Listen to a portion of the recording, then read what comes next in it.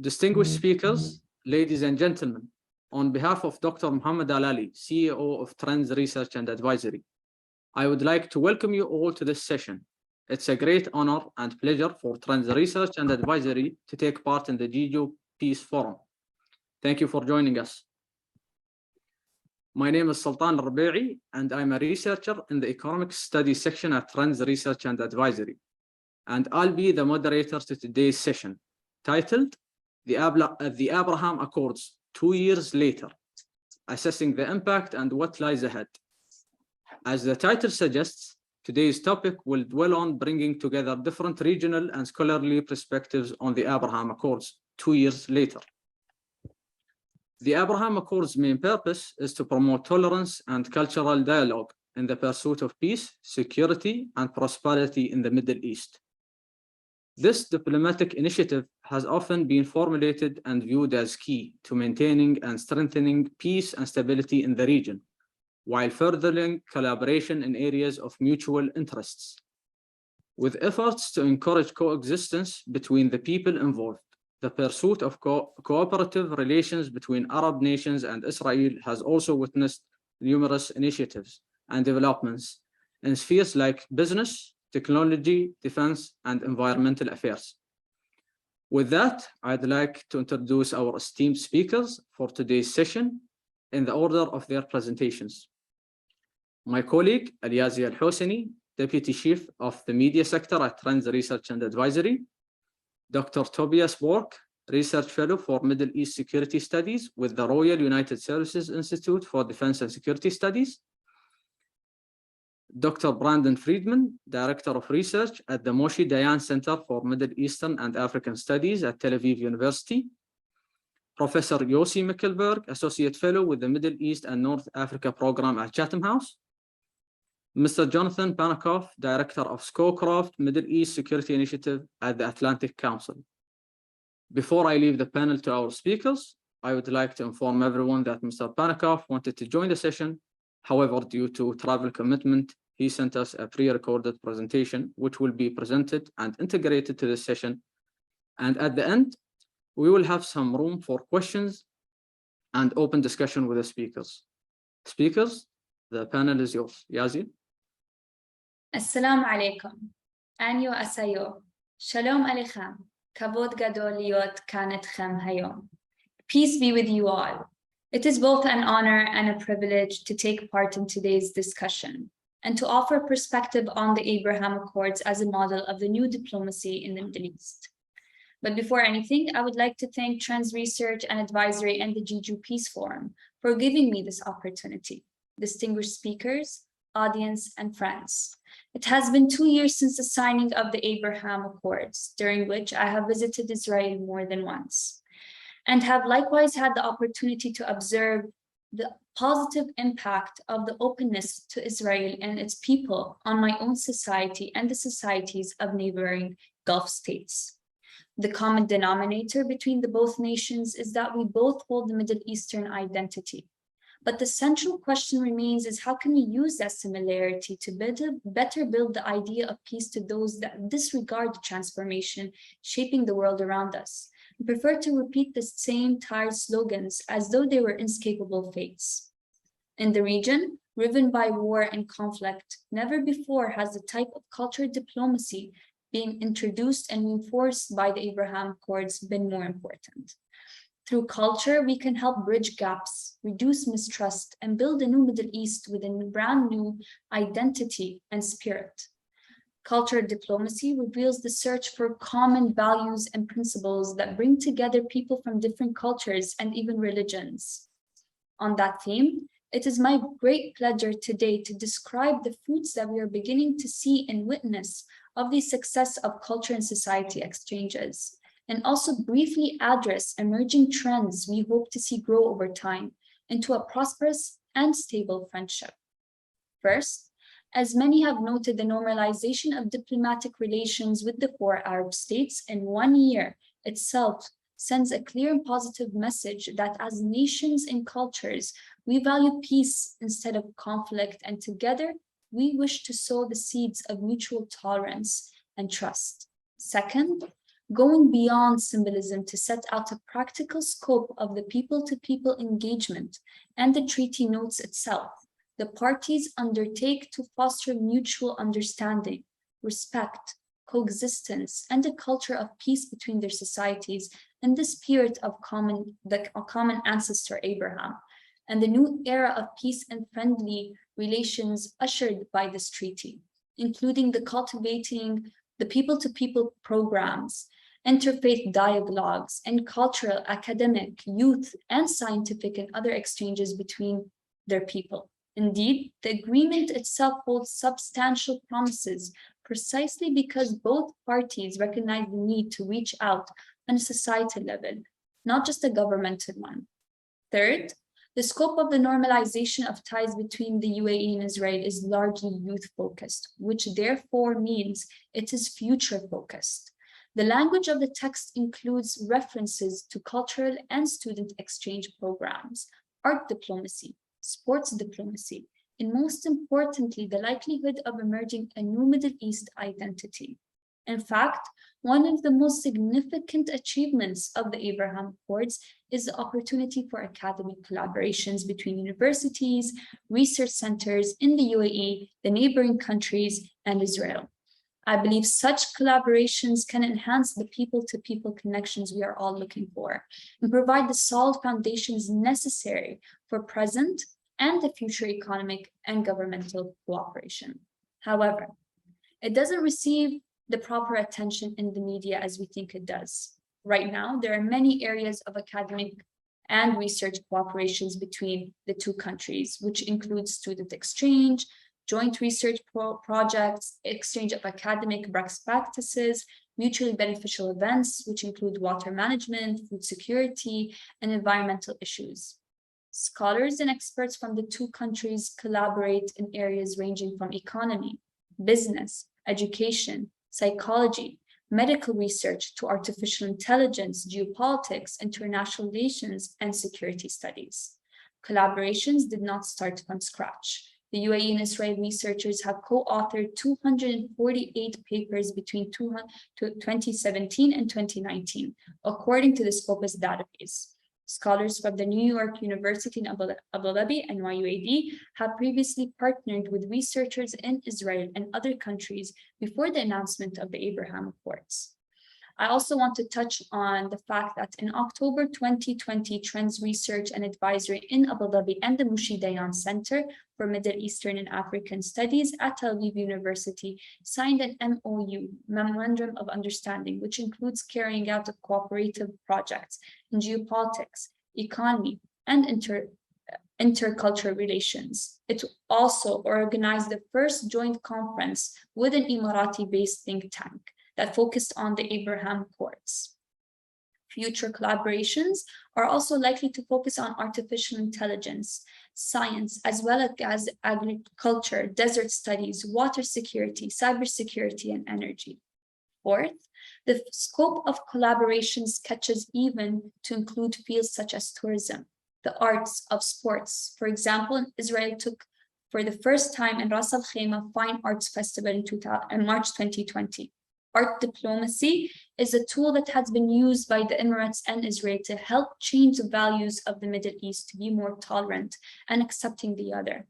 Also, a great example is the Dubai Expo 2020, which witnessed the first Abraham Accords Festival and Games, a day-long event planned and hosted by the government of the UAE, bringing together national soccer personalities and top chefs from all around the world and Abraham Accords.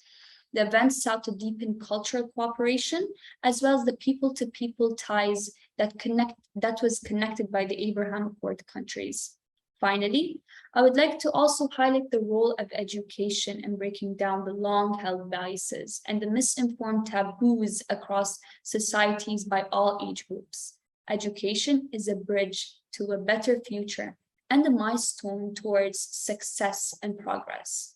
In order for cultural diplomacy to succeed, practically it needs to include first and foremost the acknowledgement by political and religious leaders that peace, justice, and mutual respect are the basic values in all religions, as well as a central assumption in international law and diplomacy. In conclusion, I strongly believe, out of my personal experience, the youth can be the bridge to a better future through new values, through the track number 3, through the diplomacy, through cultural diplomacy. But fortunately, the Abraham Accords has created a new culture in the territorial space of the Accords countries, which is the culture of the people-to-people connections. Based on the people-to-people relations, cultural diplomacy can succeed in building a sustainable peace and developed Middle East.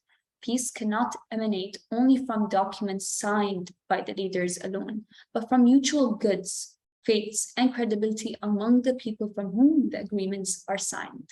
Thank you very much. Tudaruba.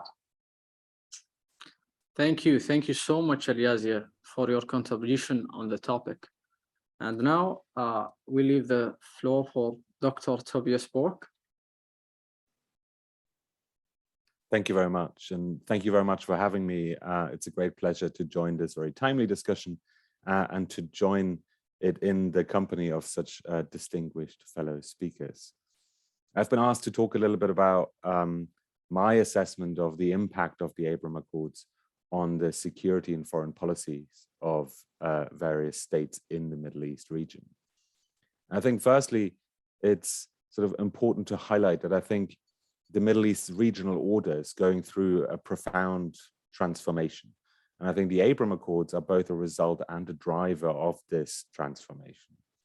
And they represent a regional rather than an external answer to the complex security dynamics in the Middle East.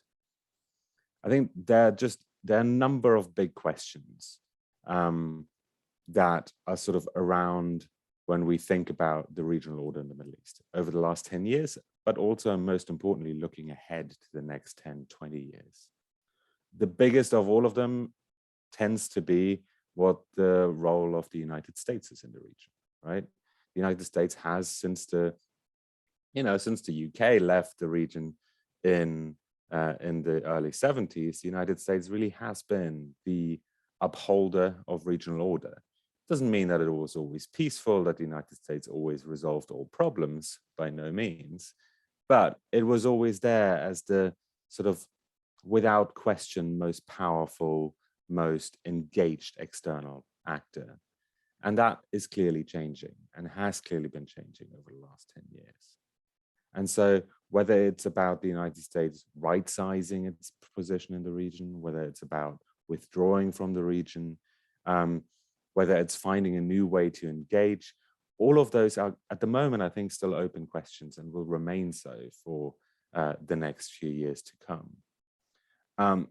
In the meantime, we've seen over the last 10 years, Russia re-emerging, not just as a neighbor to the region, but as, I think, a real security actor, right? Which is, of course, raising concerns in some parts of the world, and in others, it is potentially showing up an alternative.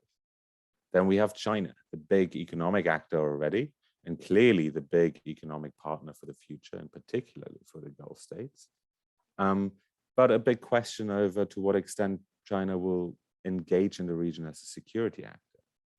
And then we have Europe, right? Europe, this potential behemoth, if you will, and clearly an economic power, but with far too many question marks around its willingness to do anything in the security space, right? And now I've talked all about the external actors, because in a way they do shape the global environment in which I think countries in the region are determining their own foreign and security policies. And for me, at least, even though, of course, the United States was deeply involved in the Abraham Accords, the Abraham Accords are really a manifestation of a drive from the region itself to come up with new ideas for the regional order, right? We have these tired cliches of, could there be a Middle East NATO, right? I think that's the wrong way to think about it, because it suggests that there is some kind of external thing that is going to be put into the region that solves everything somehow. I think that's the wrong way to think about it. I don't think the Abraham Accords are a Middle Eastern NATO. I think they are something uniquely Middle Eastern, just as my previous speaker has discussed as well. And so I think as that is happening, as countries in the region are thinking about how to engage with the many different challenges in the region, but also think about how to potentially capitalize on what are quite obviously many opportunities, whether it's in the economic space or just in the human, potential of the region. I think I see the Abraham Accords as clearly one part of that. I do think there are some big questions around the future of the Abraham Accords, because I do think it remains to be seen to what extent the Accords can be part of a truly inclusive approach to regional security and order, as opposed to part of a regional alliance building specifically designed to keep out or counter other regional powers and actors, right? At least looking at it from the outside, and you will all be very familiar with this, looking at international media coverage, the Abraham Accords are often portrayed as an alliance building against Iran, right? It's about how can the region, how can countries like the UAE, like Israel, like potentially one day Saudi Arabia, how can they work together without external support from the United States in order to counter what they perceive clearly as a threat to regional security in Iran, right? So are the Abraham Accords about keeping someone out? Are they about building alliances against? Are they defensive? Some might even suggest, are they offensive? So I think that those are open questions that need to be addressed, I think. And in that addressing of those questions are also questions around to what extent other regional powers fit in, or other regional players fit in, right? Is there space for Jordan in the Abraham Accords? Jordan, which has had a peaceful relationship with Israel for by now almost 30 years. But I think felt somewhat left out, certainly in 2020 when the Abraham Accords were signed. And so what is its role, right? Does it really have to deal with yet more suggestions that couldn't Jordan be Palestine, right? Or can we have a conversation that actually moves on from that? And in that, of course, the big elephant in the room will always remain to what extent the Palestinian question can be addressed within the framework of the Abraham Accords, right? Or are the Abraham Accords intended to be a way of shifting the conversation from the Palestinian question to something else, leaving it almost behind, or can it be taken along? So I think those are questions that need to be addressed, and those are only the biggest ones. I think you have other ones about how does Syria fit back into a regional order? How can there be a regional answer to something like a problem like Lebanon is experiencing?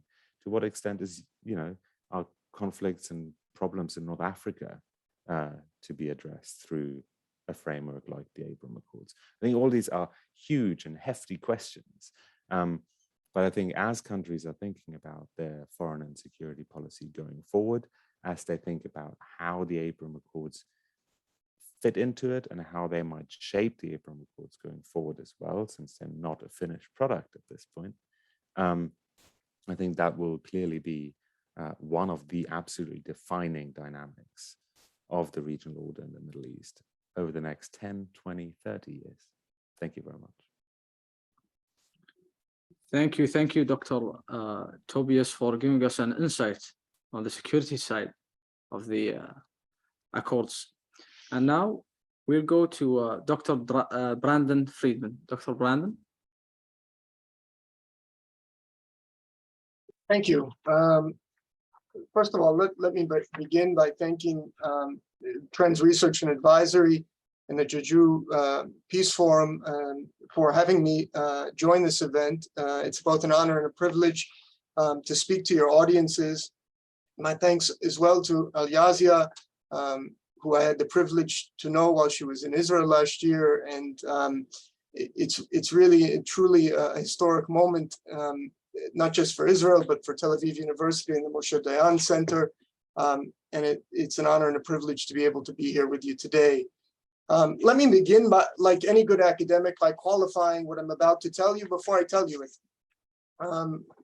First of all, I'm not necessarily an expert on Israel and the Arab world, which is a topic I'm going to talk to you about. a distinguished professor of Hebrew University, Ali Podeh, has just written an 800-page book about Israel's relationships with the Arab world, its secret relationships with the Arab world from 1948 to 2020. But I think as a scholar, as an area studies expert, as a scholar who focuses on the Gulf, and as an engaged citizen of Israel, I can probably tell you a thing or two about how the Abraham Accords are resonating. But certainly my perspectives are simply my own. Let me begin by stating the obvious. For Israel, the Abraham Accords represents a true sea change in its relationship with its neighborhood. I use the expression neighborhood instead of the Arab world for two reasons. One, I think it's hard to think of the Arab world as a politically coherent entity. I think it's quite diverse in political terms, even though in cultural terms, I think there's still strong arguments to be made that there's definitely an Arab world.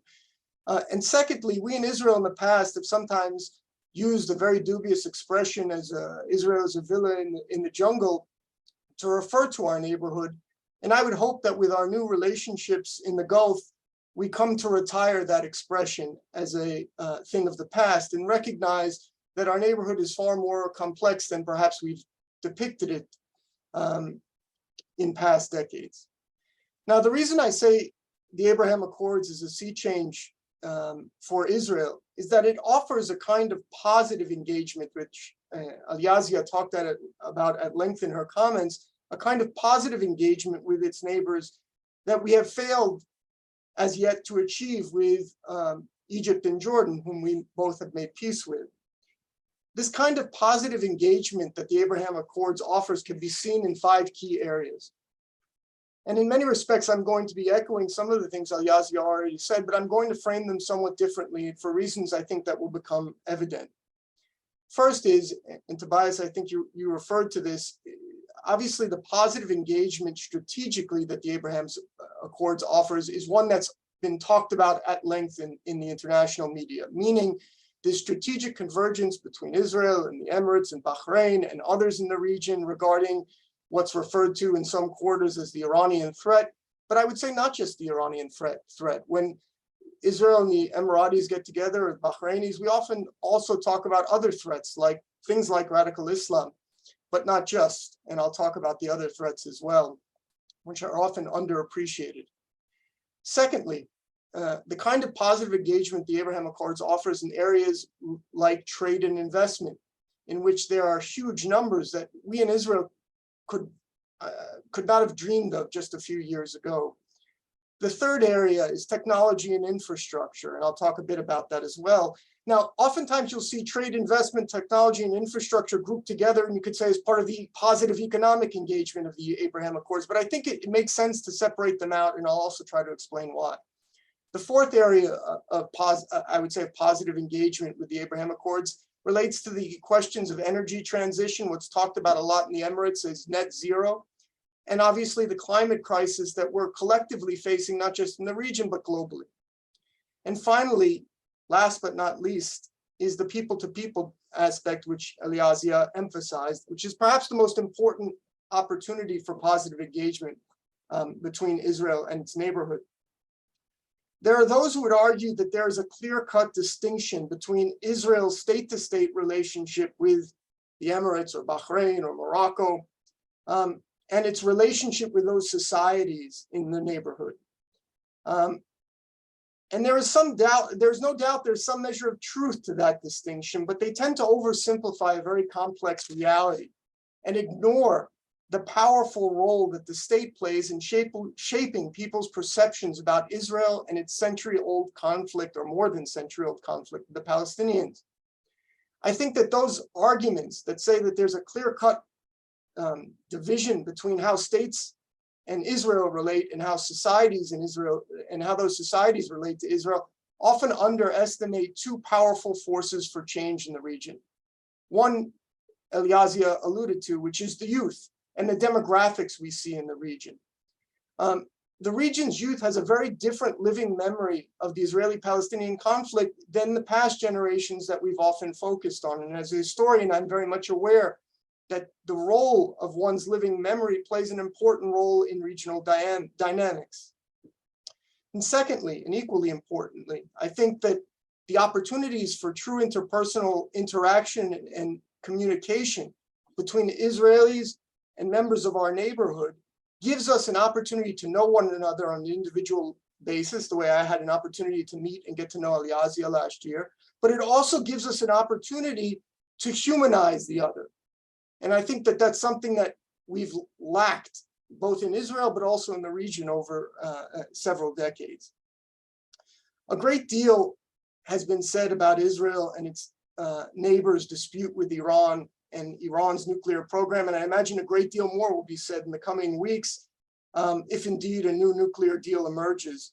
I'd be happy to discuss these issues, the strategic issues, in more detail during our discussion, but for now I'd like to focus on some of the other dimensions regarding Israel's relationship with its neighbors, and I'll only briefly dwell on them because I know time is short. And I think Tobias, you alluded to a few of them, but I just want to put a sharper point on them. It's important to understand that Israel's relationships have changed in the region as a result of the Abraham Accords, and that these changes happened at a particular point in time with a very specific context. So I just want to review 5 key elements of that context, and then I'll leave the rest for discussion. One is, the Abrahamic Accords emerged amidst a global pandemic. And I think it's important to understand the broader, longer view of how the region perhaps perceived the effects of that pandemic in real time. And Tobias, you alluded to the big question mark regarding the US's role in the region. I think that's just one dimension of it, but certainly perhaps the most important one. Secondly, the pandemic unleashed a much sharper global rivalry, particularly between the United States and China. And more recently, we've seen that sort of great power competition unfold in the Ukraine. So I think that, again, this sharpened great power rivalry is also a factor in the context that led to the Abraham Accords. Third, and I think perhaps the element that's least appreciated when the Abraham Accords is discussed, is the fear of deglobalization or reglobalization or regionalization. Tobias, I think you alluded to that to some degree. Whatever your favorite buzzword might be, I think that the concerns regionally about things like supply chains, the potential for sustaining global trade, and things like the 4th industrial revolution or the digital revolution were all drivers creating, I would suppose, opportunities for the Abraham Accords. The 4th dimension, again, one of the least appreciated ones, is a recognition that when we talk about security, there are new dimensions to security, whether it's public health, whether it's food security or water security or climate security. And also, obviously, the one that's most appreciated today is questions relating to energy, okay? All of those new dimensions of security give a much sharper logic to the Abraham Accords, which isn't talked about nearly enough in my estimation. And 5, the 5th and last point, and then I'll stop, I think relates to indigenous defense development. The idea, yes, that there is strategic convergence with respect to Iran or radical Islam, but there's also a desire, given what I mentioned previously in Tobias, which you alluded to, the question marks with respect to the United States, there's a sense that there's a will for the region taking responsibility and control for its own security. And I would say that that is a distinctly new phenomenon that is worthy of much more discussion. Thank you all for your attention. My apologies if I've gone on a little bit longer than I planned. I look forward to the discussion. Thank you so much, Dr. Brandon, on your contribution. And you actually stated like very important questions, as did the others, and we'll keep it for the discussions. So we'll go to our next speaker, Professor Yossi Mickelberg. The floor is yours. Thank you very much. Thank you very much for my previous speakers. You wonder sometimes when you have 2 presentations, you cover so much, what you can add to the conversation. I'll try to do my best. Good evening to the distinguished guests. It's great honor to be invited by the organizer of Trends E-symposium, the Forum for Peace and Prosperity, inviting me such a highly important symposium on a topic I think we maybe haven't discussed enough in the last 2 years, maybe because what you mentioned, just you, Brent, mentioned pandemic and other issues that took over. So it's almost became an obvious thing. Yeah, there is an Abrahamic Accord, and maybe it's worth discussing it more details, and it's a great opportunity to do it here. Because 2 years is a long time in politics, and in Middle East, it feels sometimes like an eternity. And I think many of us, when we first heard the news about the signing of the Abrahamic Accord, we both were surprised, but at the same time, it feels like it was something in the air for years, almost a natural progression as the sign of rapprochement between Gulf countries and Israel took different forms, and for an array of reasons reflected of commonality, of convergence of interests were just mentioned. And if we look back at the last 2 years, and so much has been said earlier, and especially by you, but the kind of all this range of issues of collaboration, the idea of people to people.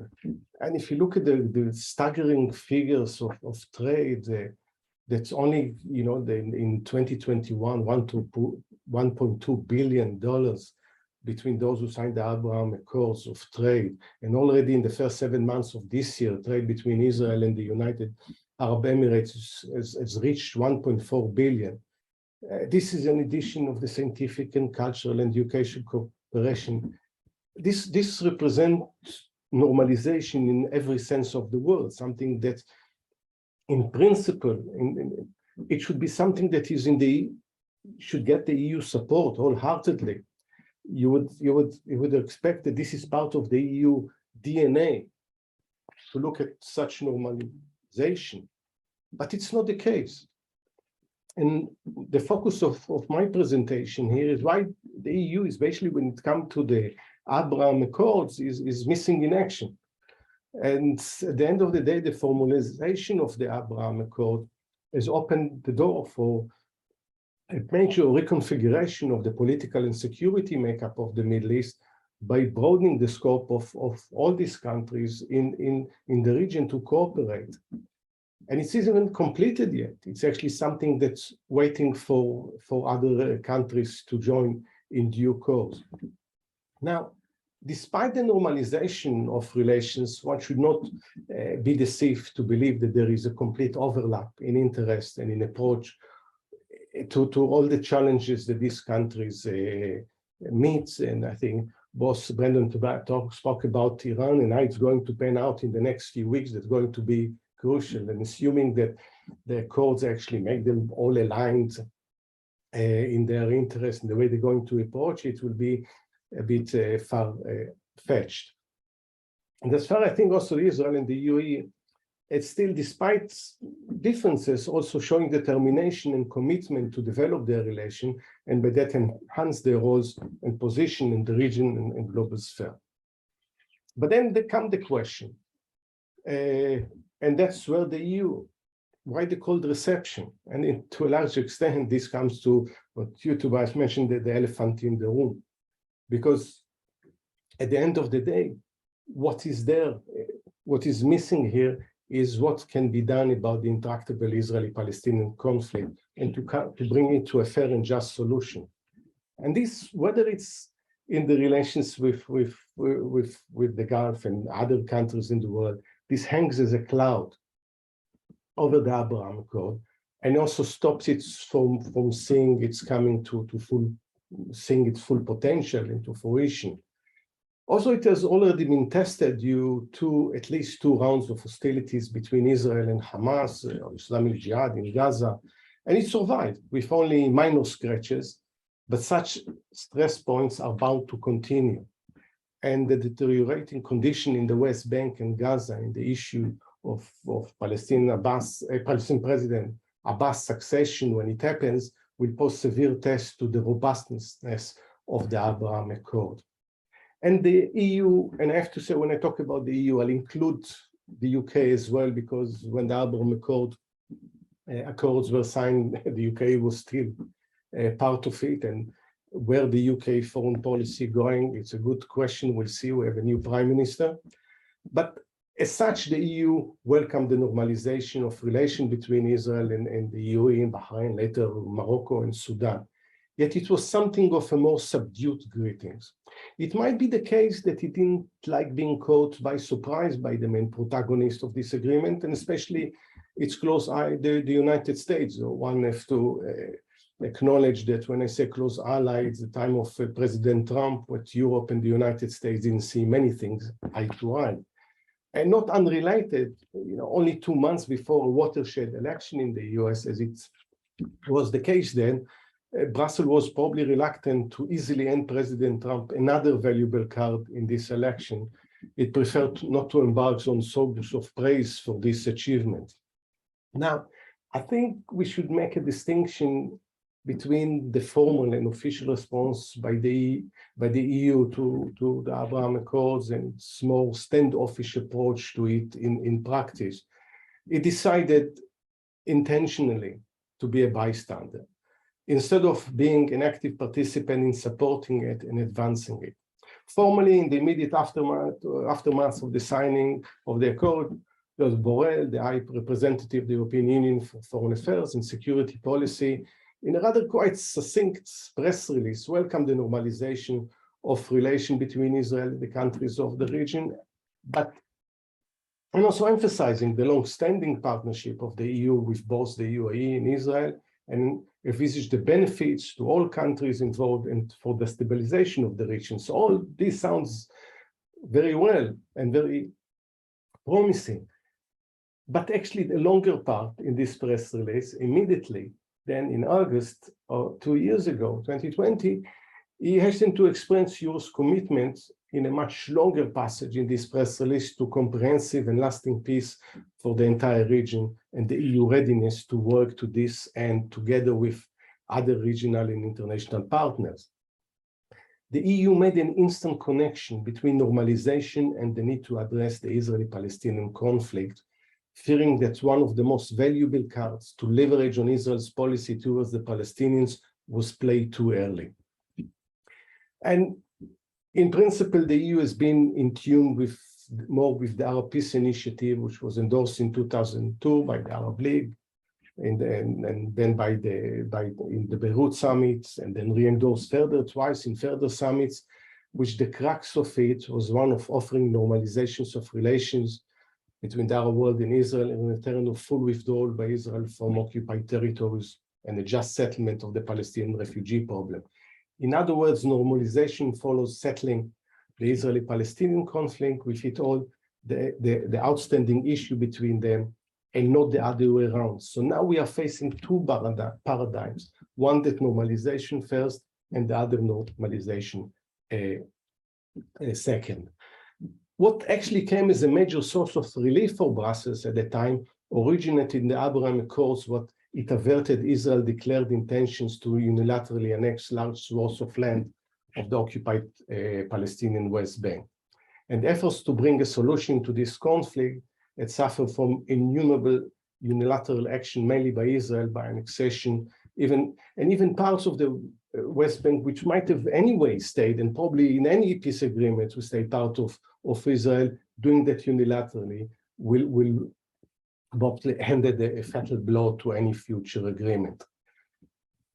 We, of course, don't know for sure if Netanyahu generally meant to annex part of the West Bank, as is usually Netanyahu's world. Promises are done, especially before election or through the process of forming coalition to serve his own political interests. But it was definitely something on the table, and something that could have caused irreversible damage.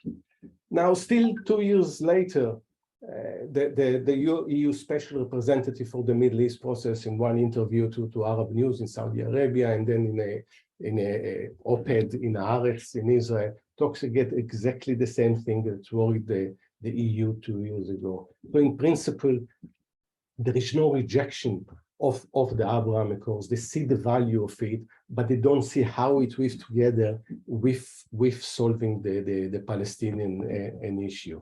And this is the EU dilemma in all of this. Now, going back just in conclusion, if we look at what is the EU DNA, you go back to Jean Monnet and Robert Schuman and the Schuman Declaration, it's all about normalization following conflict. And to be honest, the UAE never been in direct conflict with Israel. So unlike Europe that suffered from hundreds of years of war, let alone in the first half of the 20th century. So you always expect that the first to endorse it would be the EU, because seeing the ability to move from a state of conflict to a state of normalization. But I think for the time being, this is not the case.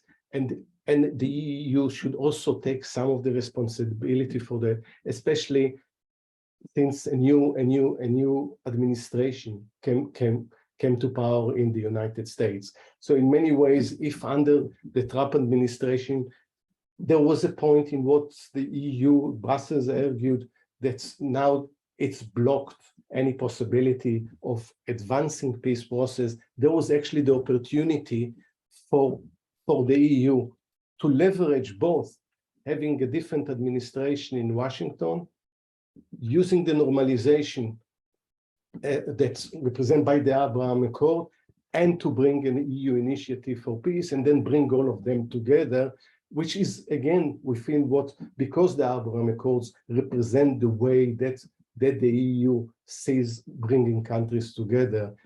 But sadly, in some, this hasn't happened, and the EU is probably preferred to be on the sidelines instead of being both in the peace process, in the Abrahamic Accords, a major player.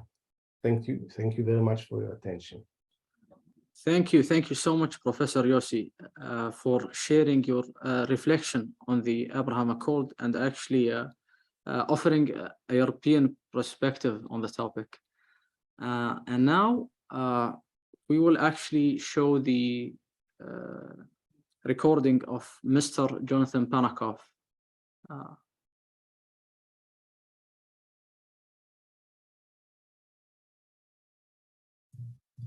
Hello, my name is Jonathan Panikoff, and I'm the director of the Schoolcroft Middle East Security Initiative at the Atlantic Council in Washington, D.C.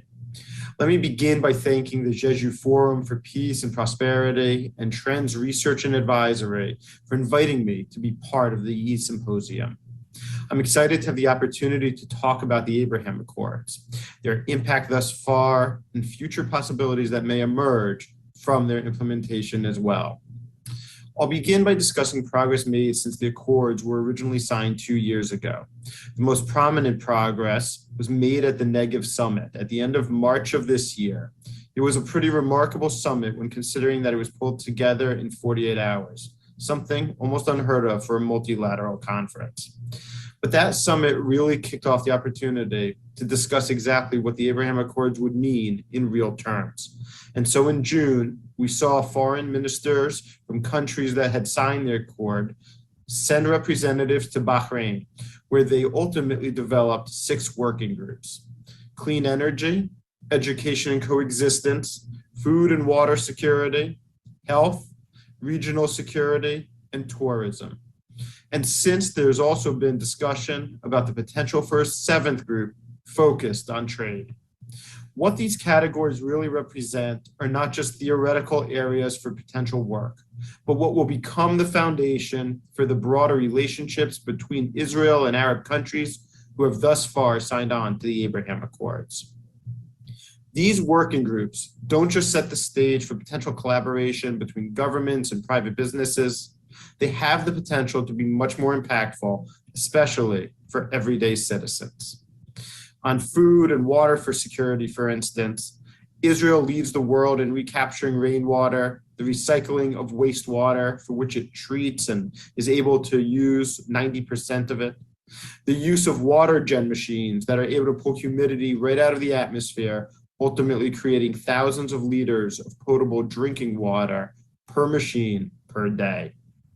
This is in addition to advancements in the food supply, for which Israel leads the world in drip irrigation and has been at the forefront of the development of drought-resistant crops. All of this technology represents opportunities to not only deepen bilateral relationships created through the Abraham Accords, but could help relieve the pressure on some Arab states, especially non-oil exporting ones such as Morocco, by ensuring sufficient potable water and food. That, in turn, is a critical factor in helping to assure the stability of these countries. Even working groups like education and tourism have the opportunity to help strengthen long-term regional peace. One of the fundamental problems is that for many ordinary citizens in Arab countries, they've simply never met an Israeli and have a limited view of them, aside from often poor depictions of Israelis and Jews in educational texts and on Arab media. But the Abraham Accords are an opportunity to change those texts, to no longer be anti-Israel or anti-Semitic, which combined with the opportunity to meet Israelis in person as they come and visit and tour the great cities of the region, whether Dubai or Abu Dhabi, Marrakesh or Manama, these changes have the potential over generations, and it will take generations, to alter the baseline impressions of Moroccans and Emiratis and Bahrainis and how they view Israelis and the state of Israel. The reality is many of the baseline and most important opportunities associated with the Abraham Accords are still yet to come. As the working groups mature and their plans are more fulsomely developed and implemented, my sense is what you'll see is not just increased connectivity between governments and leading commercial entities in Israel, but normalized relations and greater engagement between educators, doctors, nurses, farmers, hydrologists, professionals across a variety of sectors, Israelis and Arabs working together in a much more fulsome manner, not just governments, but the people themselves. I think there's also a reasonable expectation and hope that the Abraham Accords will expand. And I think in some capitals, there's probably a greater willingness and potential for it to happen sooner than in others. In Saudi Arabia, for example, King Salman said he will not normalize ties with Israel until there's a resolution to the Israeli-Palestinian conflict. But despite this, multiple media reports indicate that both military and business ties between Israel and Saudi Arabia are expanding. And if Mohammed bin Salman, the crown prince, were to take the throne sooner rather than later, it would not be a surprise to see him recognize and normalize relations with Israel sooner as well. It's not clear that he and his father see eye to eye on this particular issue. Riyadh has no interest in falling greatly behind Abu Dhabi or Manama when it comes to acquiring and using Israeli technology or capabilities it does not currently have access to, or engaging in being a leading trade partner for these technologies with Israel. For Israel, normalizing ties with Saudi Arabia, even without normalizing with the rest of the region, would be a truly momentous opportunity. In part because of the political leadership of Saudi Arabia in the region, stemming from its size and wealth, but also due to the religious authority inherent in the king's position as the custodian of the two holy mosques, a reference, of course, to the two holiest mosques in Islam, the Great Mosque in Mecca and the Prophet's Mosque in Medina. At the same time, while most countries, for instance, Oman and Tunisia, are focused inward and not viewing normalization as a priority, it's possible to envision their willingness to normalize eventually as well, especially if they see the benefits from normalizing are demonstrably impacting in a positive manner the actual populations of the countries like Morocco that have normalized. And by this, I mean, if the populations are seeing an overall per capita GDP increase, in part due to normalization with Israel. Conversely, there are other countries who are making it harder to envision normalization at any point in even the distant future. Iraq's recent passing of a law making it a crime for even everyday Iraqis not associated with the government to befriend or engage with Israelis makes it difficult to envision even low-key ties in the near term. For the US, the Abraham Accords remain an integral part of US foreign policy in the Middle East, and one of the few policies that has bipartisan support, with both Democrats and Republicans supporting the Accords, as well as pushing for the expansion of them, something I'd expect the US to continue to do, with Riyadh most prominently, but also probably with Muscat, Tunis, maybe even Kuwait City eventually as well.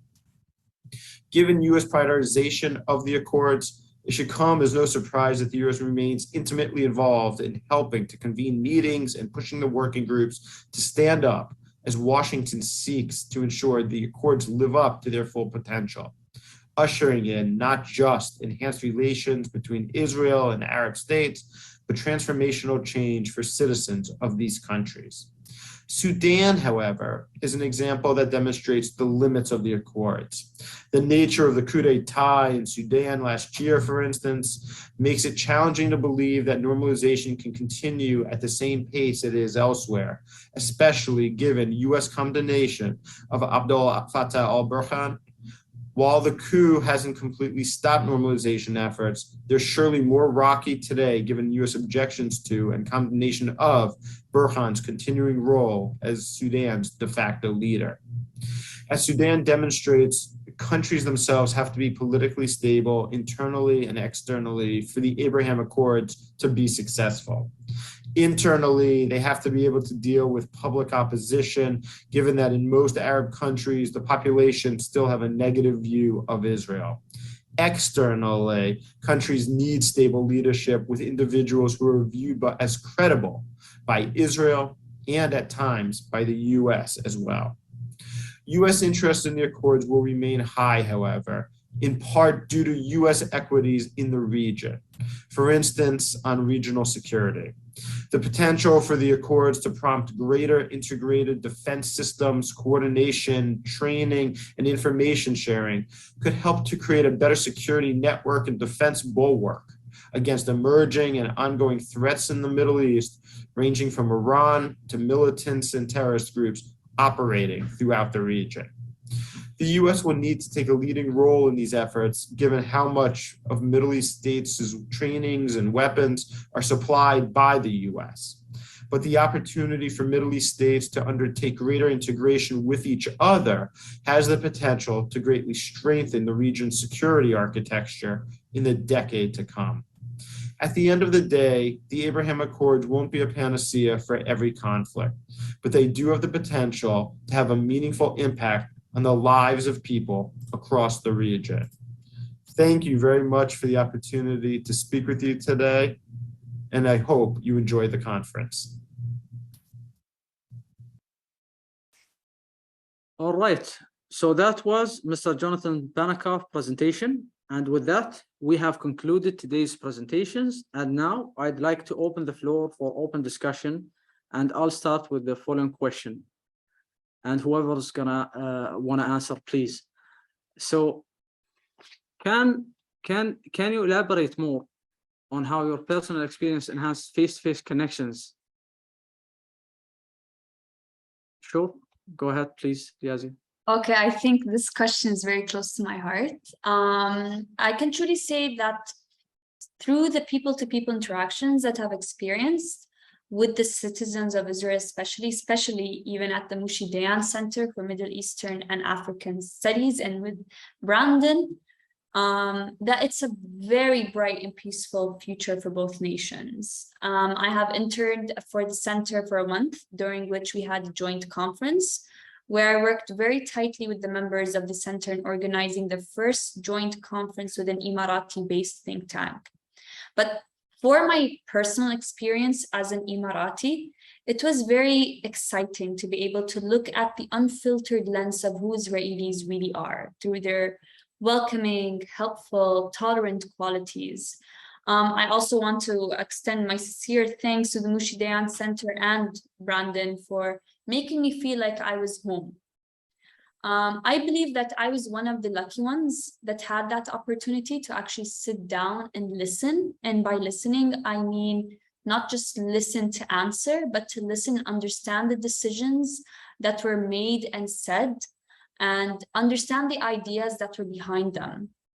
I believe the people-to-people connections I experienced, especially at the Moshe Dayan Center, is that I did not build connections with the other side, but I built friendships with individuals that share a similar identity, which is the Middle Eastern identity.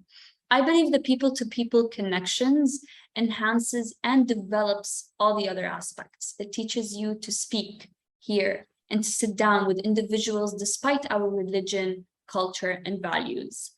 There also must be an end to all the negative public propaganda. Media and social media networking should be used to advocate the mutual respect rather than the opposite. There should be acknowledgement of the rights of all indigenous people to their indigenous lands and resources and properties. There must be components to any practical and viable roadmap for cultural diplomacy and peace in our region.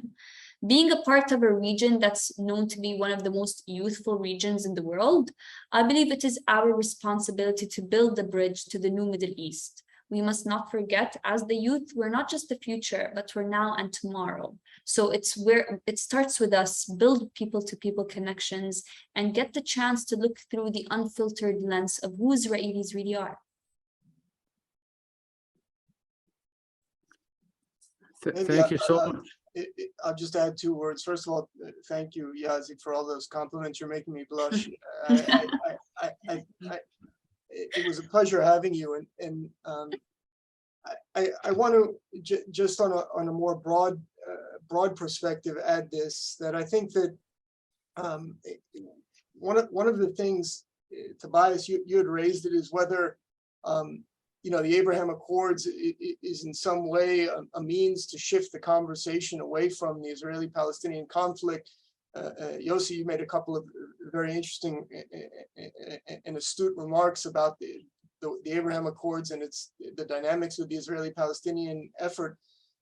As someone, and this is just my anecdotal experience in dealing with the Emiratis, in almost every serious conversation I've had with them, no one's tried to shift the conversation away from the Israeli-Palestinian conflict. It comes up again and again.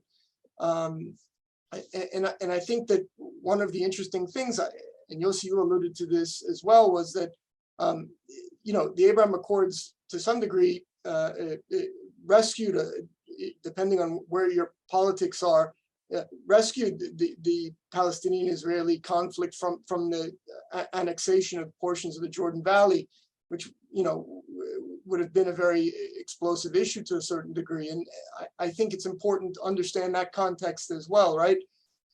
So I think if we think about the person-to-person exchange, and here I want to get back to the state and society issue, the Emirates, like almost any other place, and this goes from my experience with the Bahrainis as well, is there's probably a range of issues and opinions with respect to the Israeli-Palestinian issue. And I don't think that there's any grand plan to, and I don't think anyone in Israel is naive to think that the Abraham Accords will somehow allow everyone to ignore the Israeli-Palestinian issue. I think to a certain degree what the Abraham Accords does is it delinks the issue from Israel's relationships with others in the neighborhood. And even then, even with, if we accept this notion that it somehow delinks the issue and allows Israel and its neighbors to pursue their own autonomous, independent relationships, it's important to understand that we recognize that everyone's still mindful of this issue. We understand it's not going away, and we don't pretend that to believe that it is. And I think that one of the most refreshing experiences, to get back to the person-to-person aspect of things, is just the opportunity to sit down and be able to exchange ideas on these very sensitive issues and understand that there may not be perfect harmony. If I may add, and I fully agree with Brandon, I think for those of us who grew up in Israel, which you couldn't cross any border in the region and just take your passport and meet people, sometimes we almost need to pinch ourselves to believe that this is happening. And this is as normalization in Paris. This is normal. This is the new normal. And being involved as with trends as a fellow, even before the Abrahamic Accord, all this idea that we we talk to each other, we listen to each other, we exchange opinions. This is so refreshing, and probably should have been many years ago, but it didn't. And it was a long process. Probably started in the 1970s with the peace process and agreement with Egypt, and moved maybe in a slower pace that some of us would have liked to, but still it's here. And I think we need to make the most of it. At the same time, I agree. What we can learn when it comes to the Israeli-Palestinian conflict, we can learn two different things. I think, the lesson I learned, it's, for many years, again, those of us who grew in certain times in Israel, the idea that all the region is hostile. So it's not hostile anymore, and almost not resolving the Palestinian issue derives from we can't make concessions because it's a hostile environment. But now it's not a hostile environment anymore, because the longest border with Jordan, all in all, is a peaceful border. The one in Egypt, there's strategic cooperation level that many didn't expect. It may be not the warmest of pieces as the normalization with the UAE, and then the opening up of the relations with the Gulf. So actually, you can look at it either as a great opportunity and create this confidence, the building that's required to make the concession as part of a peace with the Palestinians. But unfortunately, some people within the Israeli society might draw exactly the opposite conclusion. Why do we need it at all? Everything is so good. Why do we need to make any conclusion? And I think this is part of the debate in the Israeli society, which I think should be also a frank discussion with part of the Abrahamic world. Thank you everyone for your input. Dr. Tobias, would you like to add on this topic? I mean, I'm very, very conscious of the fact that amongst my distinguished panelists here, I'm the only one who is not either in Israel, from Israel, or indeed from the Middle East at all. But I do think, I think all of your points really resonate. And I think the important thing is that they are, as Yossi says, a new kind of debate, right? And even if that debate has been around for many years in various circles, now it is more at the surface, right? And we have people like yourselves, like you, Eliazia, and you, Brandon, talking about these kinds of exchanges in a very public way and in a very positive way. And I think that is surely, if nothing else, that is an enormous achievement of these Abraham Accords. I do think, my work tends to be looking at the sort of bigger strategic picture. At that level, we do have those big questions to answer of how those people-to-people ties translate into strategic developments. To what extent, it is about being inclusive versus broadening in a club that others might never have access to. So I think those questions do remain, but I do think in general, it is clearly one of the most significant developments in regional politics and in the Middle East over the last 20, 30, 40 years. And I think one of the things that I find particularly important, and Yossi alluded to this in his presentation, is that that the rest of the world wakes up to it. And in particularly that Europe wakes up to it, since I am a European, both British and German. So I do worry that in Europe, we have come to see, or initially the Abraham Accords were perceived as a sort of, almost as a gimmick, right? As a Trump gimmick, right? That these were a Trump thing. It wasn't really anything real. And I've heard from many people, just this can be reversed really quickly, or as soon as Trump is gone, this is going to be over, and so on. But I think actually, whether it's in Washington or in London, Paris, Berlin, Brussels, I think folks are starting to wake up to the idea and the reality, really, that the Abraham Accords are more than a Trump gimmick, that the Trump involvement, however important it might have been, really wasn't the driving factor. That this is, like I said in my remarks, a regional, a push from within the region, from countries within the region, from leaders within the region, of course, but also from the people. And I'm hopeful that European countries and other countries around the world too, but mostly European countries, are beginning to wake up to that and are starting to think about how to not be left behind, I guess. Yeah, those would be my thoughts on this one. Thank you, everyone.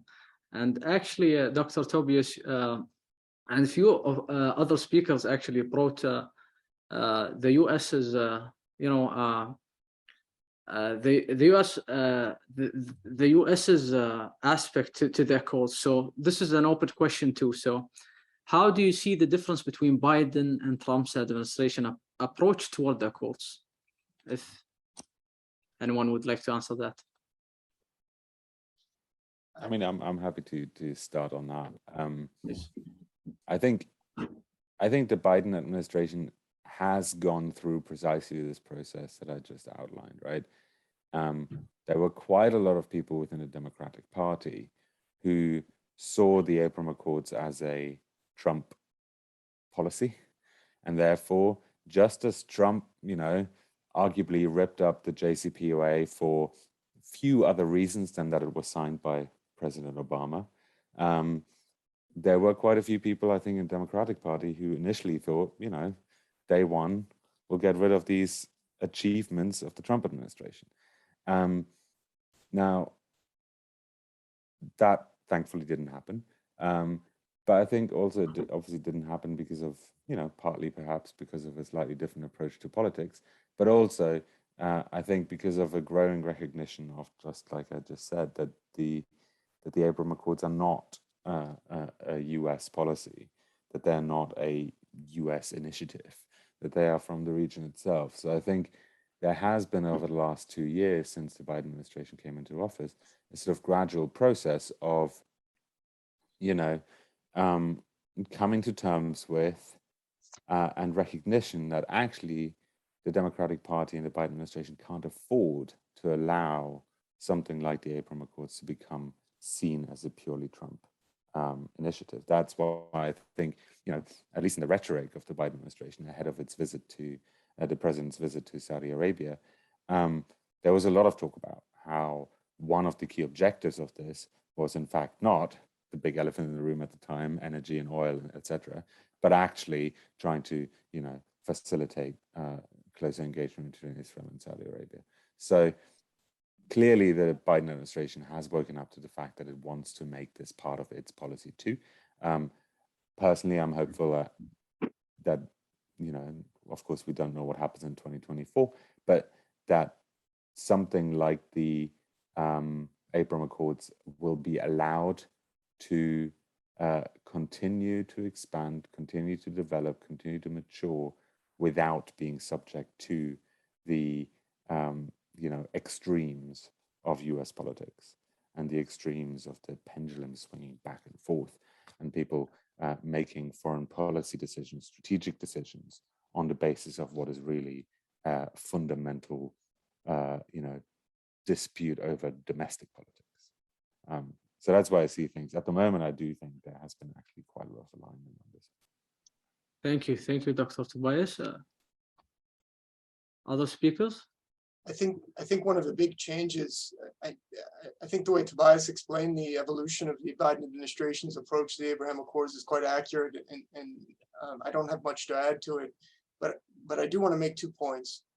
First of all, I think what's been valuable, and we heard a little bit about this during Jonathan Panikoff's remarks, is that to me, one of the new features of regional politics since the Abraham Accords has been this emphasis on multilateralism, or mini-lateralism, if you will, which is something truly new in the region, which really hasn't had too many multilateral, I would say effective and functioning multilateral forum in the modern history of the region, whether it's the Eastern Mediterranean Gas Forum, the newly referred to Negev Summit. We've heard of, there was a recent summit in Egypt.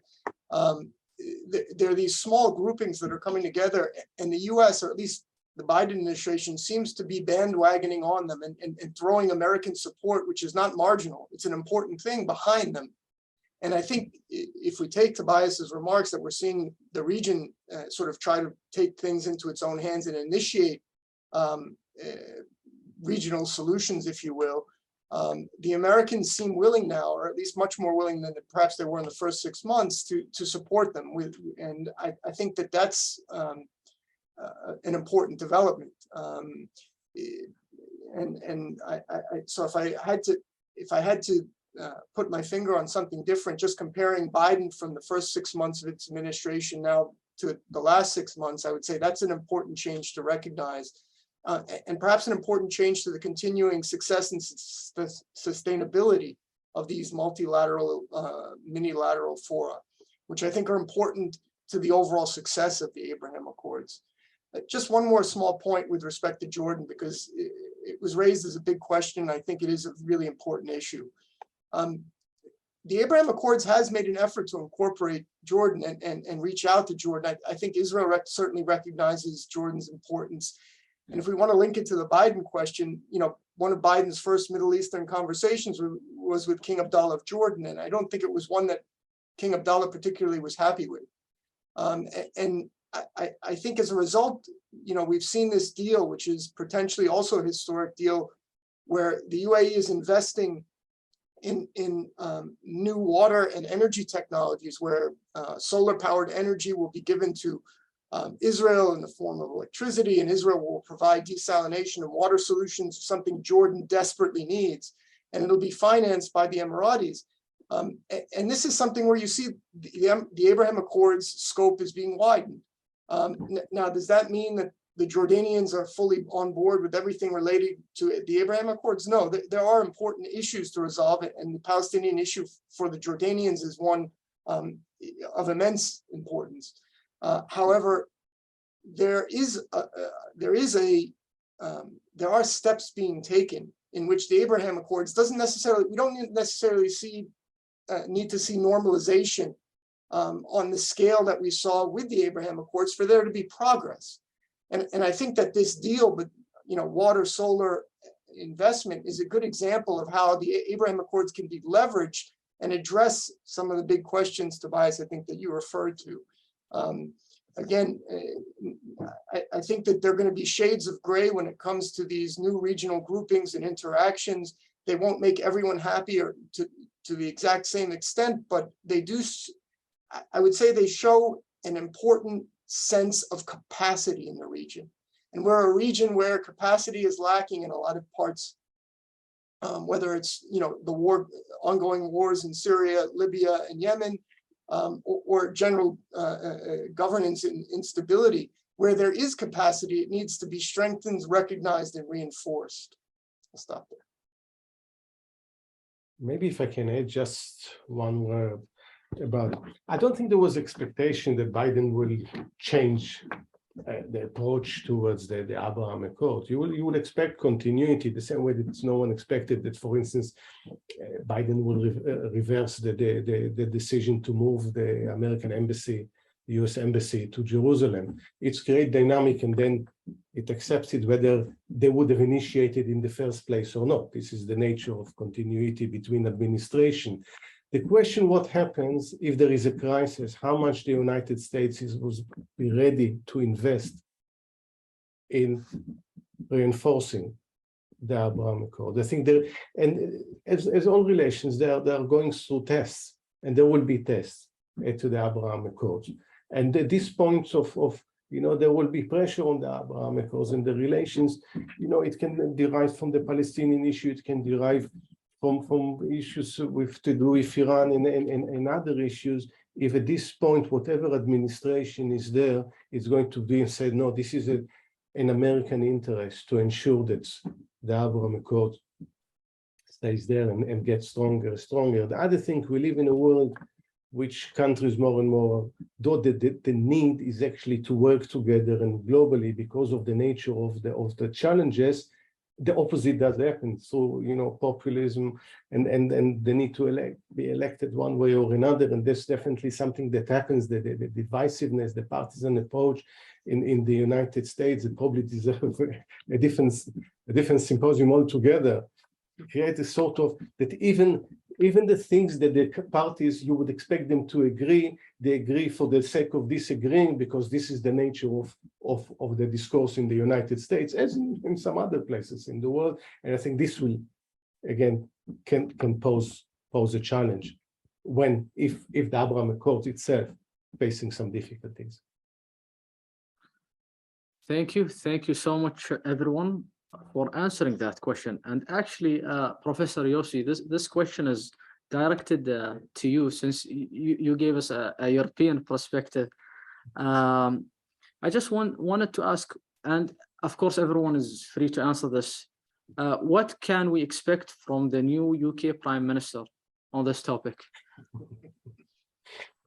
Well, you put me on the spot on this one, because actually there is not even a new prime minister now. There is a leader of the Conservative Party that, until she won't meet the Queen in Scotland, as it happens, he's not the prime minister. But let's assume all goes well, and she is the prime minister very, very soon.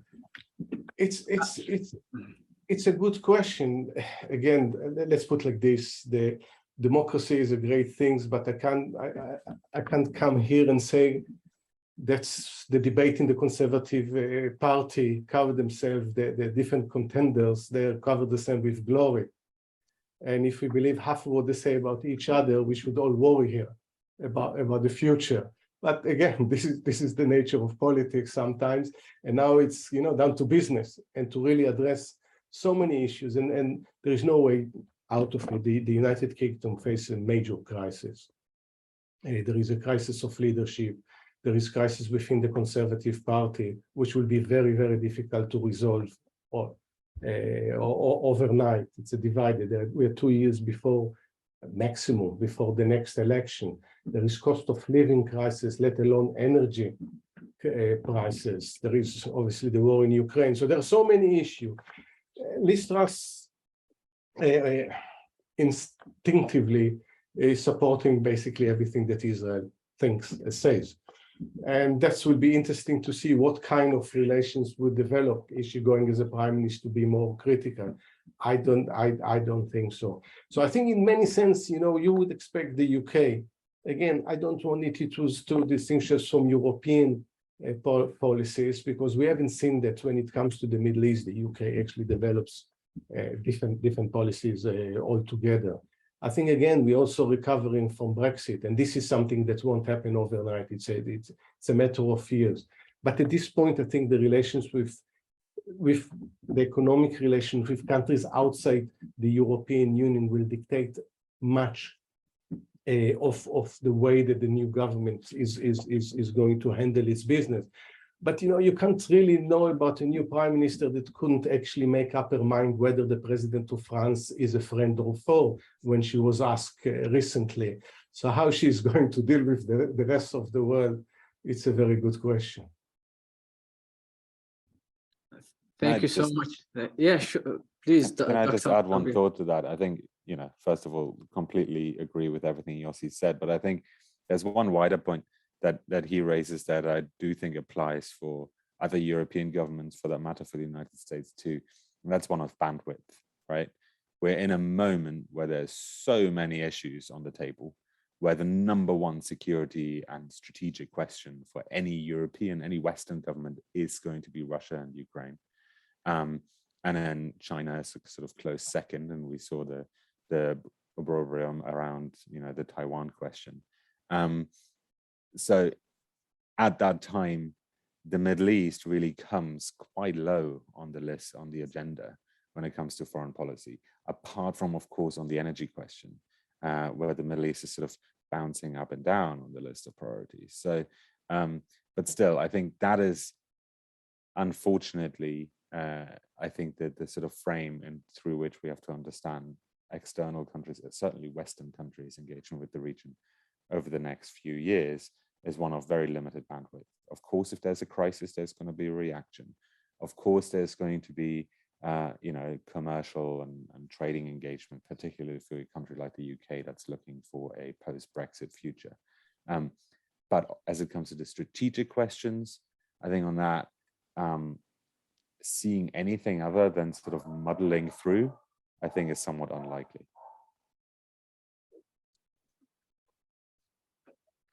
I would just add one quick point, not relating to the prospective British Prime Minister, but I agree that the Middle East is certainly not a European priority, but something that's interesting from the Israeli perspective is there does seem to be some renewed European interest in defense issues with respect to the Middle East in light of the war in Ukraine. At least in my anecdotal experience, there does seem to be a renewed sense of European engagement with Israel, and not just Israel, because Israel is increasingly engaged jointly in some of these defense-related issues in what we're doing here, and I think that that's quite interesting. It's not just energy; it's also to a certain degree defense. And so I just add that as a minor footnote. I think broadly your point is absolutely correct. Thank you everyone for answering that question actually. And before concluding today's session, I'd like to actually give the opportunity to our speakers to give any concluding remarks, key points or recommendations.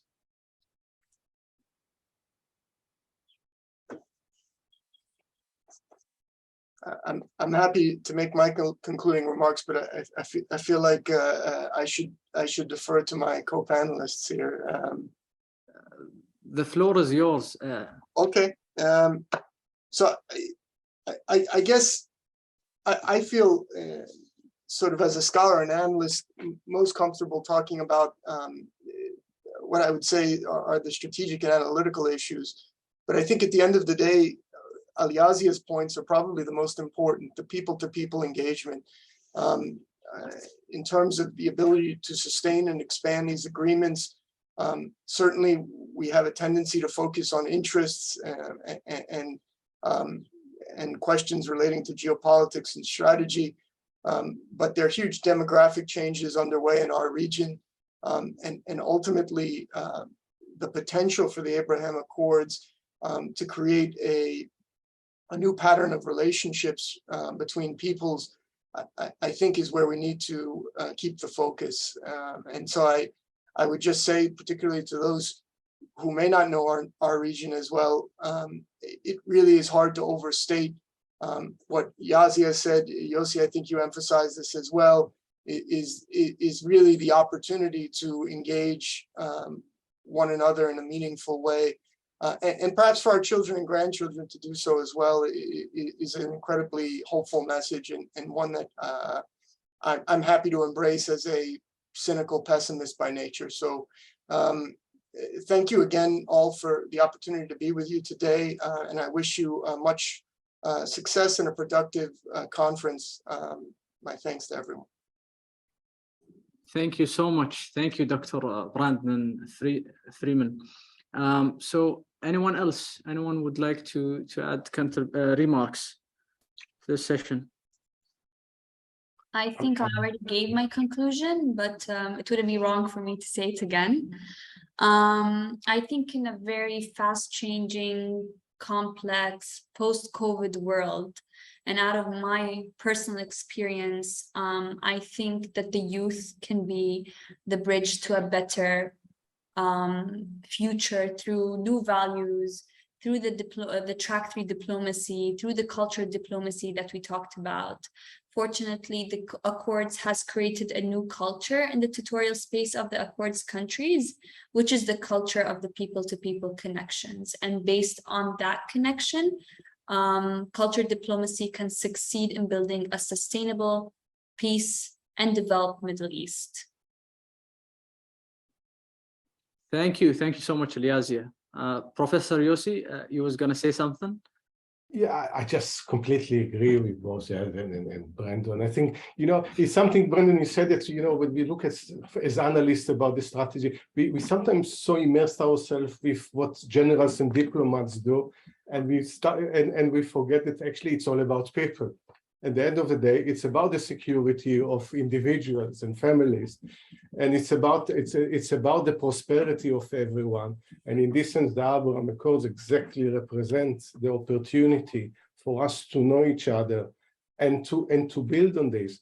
And we just can hope that in the future, this what the Abrahamic Accord represent, which only expand, and more people actually we have the opportunity and also participating in this kind of discussion. And the more we do that, and the more we see the human side of it and what we can do, that's when we collaborate and cooperate with each other instead of fighting with one another, the better not only the Middle East will come, but the entire world. So it gives us a ray of hope, a ray of sunshine in regions that sometimes can be quite dark. So let's make sure that there is more of it.